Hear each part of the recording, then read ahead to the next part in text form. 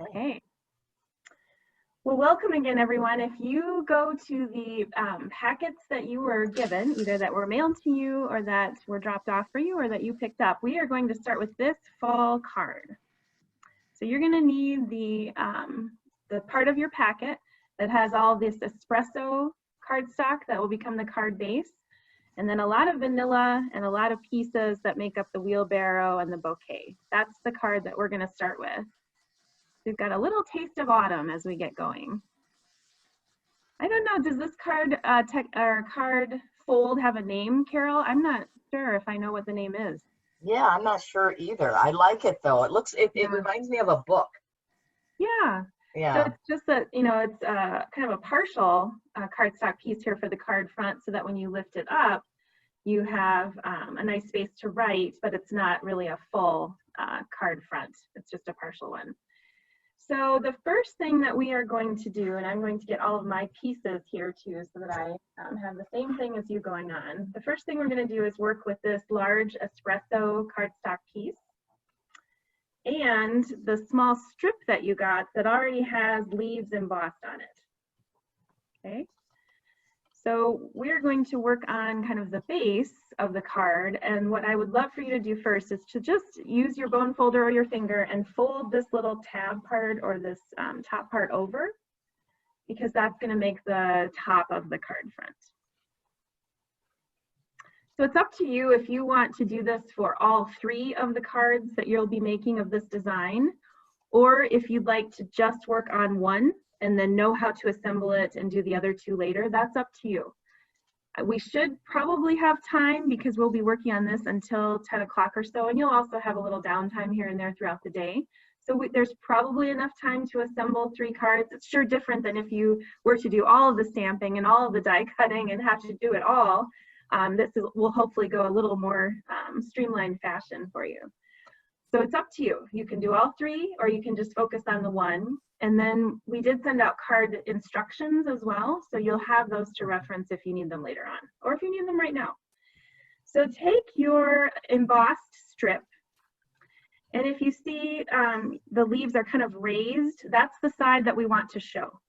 So flip it over and use your adhesive and just apply a good amount of adhesive to the whole thing.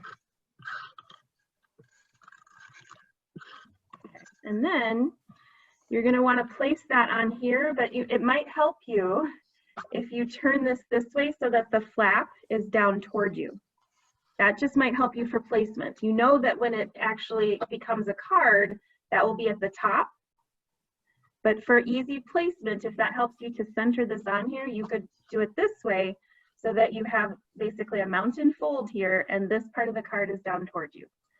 There should only be about 1/8 of an inch space or border around the entire thing. So once I place my embossed piece down, there's just a little 1/8 inch border around the whole thing on that flap.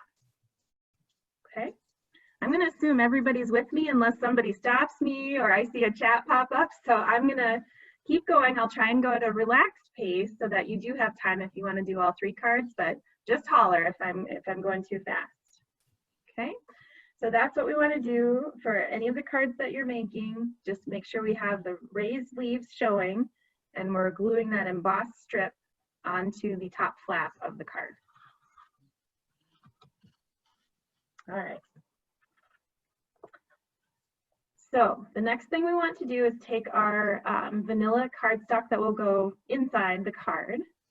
And I did not stamp on this. I don't think it needs any message stamped on it because we have a message on the outside.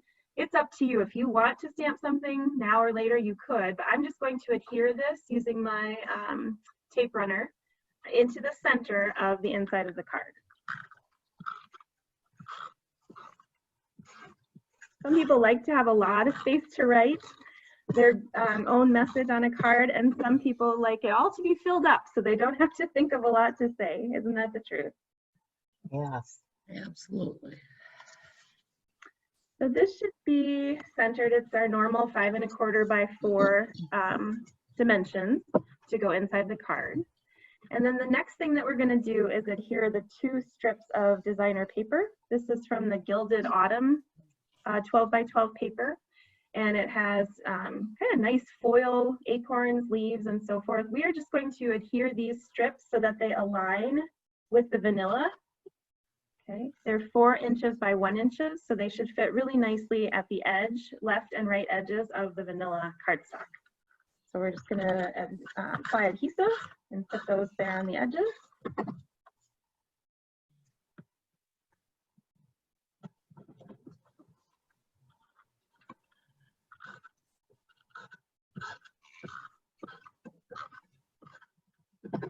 I absolutely love all the fall things that I've seen from Stampin' Up, but I have to admit I'm itching to get onto the holiday stuff. For this event, Carol, for the most part, took the Christmas cards, and I took the fall cards because I had several of those sets. But boy, does it make me anxious to get into the Christmas. So for the demo that I have coming up, I actually did do Christmas instead of fall for that one. All right, so I have my embossed strip adhered to that flap. I have my vanilla cardstock adhered inside the card. And then I have those 2 nice pieces of Gilded Autumn designer paper adhered to the left and the right sides of the vanilla cardstock. So I'm going to put that aside just briefly. And the next thing I'm going to adhere together is my stamped vanilla cardstock with the bouquet or the bunch of flowers and leaves on it and my message. I'm going to adhere that square to the Cajun square.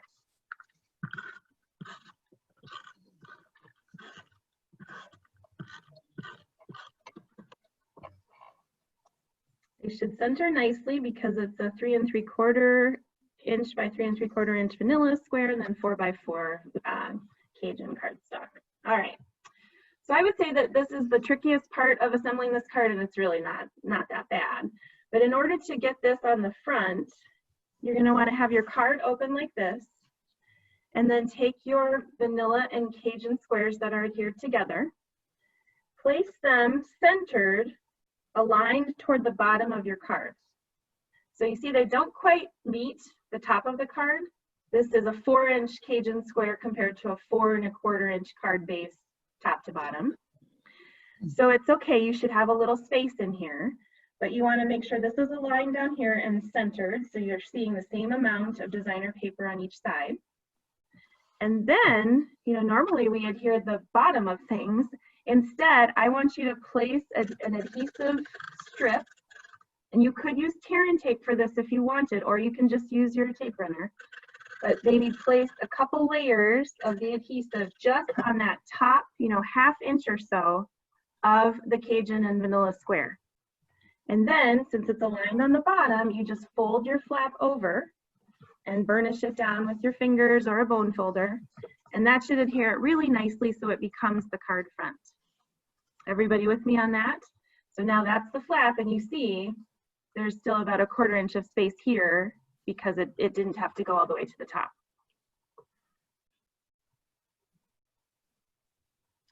Okay, so you were placing this down, you were putting the adhesive on the top of the Cajun and vanilla square, and then putting the flap down over it, so that becomes the front of the card. Okay.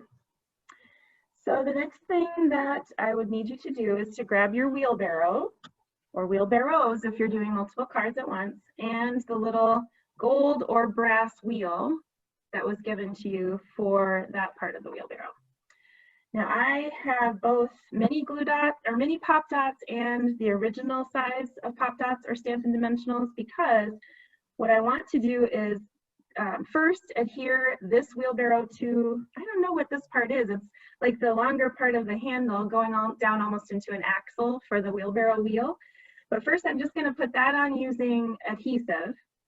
And then I'm going to use a combination of big and small pop dots to put it on the front of my card. So I'm just going to put my adhesive here on this little knob, okay, of the wheelbarrow that's going to have the wheel behind it. Okay, so I've adhered my wheelbarrow wheel to that little knob. And now I'm going to turn my wheelbarrow over, and I'm going to put a mini pop dot behind the center of the wheel.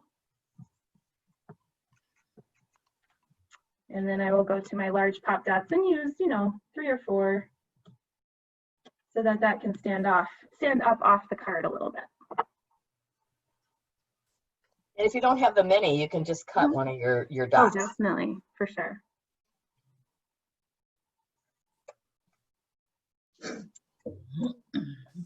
Okay, so I'm going to take the backings off my pop dot.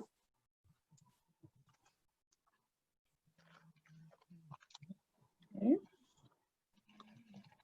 Now you'll see that the flowers and leaves here were stamped at a bit of an angle because you want the wheelbarrow to be at a little bit of an angle. So when you're putting the wheelbarrow and wheel onto the front of the card, it's not necessarily going to be flush with the bottom. That stand on the wheelbarrow won't necessarily go all the way to the bottom. You just want to make sure that you're covering up kind of the very bottom of the colored bouquet or bunch of flowers, if you will, and have that at just a little bit of a jaunty angle so that that's, you know, how a wheelbarrow would sit, and that's the flowers coming out of it. When I stamped those, I stamped them with the Memento Tuxedo Black ink. And then I used 3 different colors, light and dark, of Stampin' Blends in order to color that. Really nice bunch of flowers from the Autumn Goodness set. I used Mint Macaron, Cajun Craze, which already appears in our card. And then I actually used Mango Melody because I thought that was a nicer kind of yellowy or orangey yellow instead of our Daffodil Delight or our So Saffron, which is a little too muted. So those are the colors that I used with my Stampin' Blends markers, giving them a nice little shadow. And then that wheelbarrow is just so neat to hold all of it. Nice. All right, so any questions or anything you want me to go over again? Now, in your packet, you might have received this very vanilla ribbon, or you might have received this embroidered ribbon that has more of a tan hue to it, okay? Whichever one you got, take that, and you'll want glue dots now that are usually on a roll. Take at least 1 glue dot, maybe 2, in the center of your bow. And we're going to attach that bow right here. Okay. Now, it's up to you with this gold trim ribbon that you also received. We're going to put that on top of the other bow. So you could do that with another glue dot that you kind of roll till it's super tiny. You could do that, but I did that on this sample card and it's a little sticky on the top. So it's up to you if you want to have that, if you don't mind that, or you can use, you know, your liquid glue, like this Tombow liquid glue, and just put a tiny dot in the center of the vanilla or the embroidered ribbon. Lay your gilded ribbon on top of it, your your gold trim bow on top of it, and then just lightly place it. That's a beautiful fall card to let someone know you're thinking about them, you miss them. It's been a long time since you've seen them. Or it could even be for Thanksgiving or something like that. Plant kindness, harvest love, could really be anything for the fall. And so, yeah, you can add your own message inside, make it a Thanksgiving card if you like, but what a day brightener for somebody who might need it this fall. Any questions? I'm also curious to know if this was the right amount of time, you know, to do 1 card, or if it feels like the right amount of time to do 3. Love your feedback on that. It seems like an okay time. I mean, amount of time. How many have 1 card done? Yeah, I was gonna say it's a good for 1 card. Okay, good. Yes. Yeah, it was good to get 1 card done. I tried to keep up and do more, but I Yeah. just let go and then focus on what you were doing. So Sure, sure.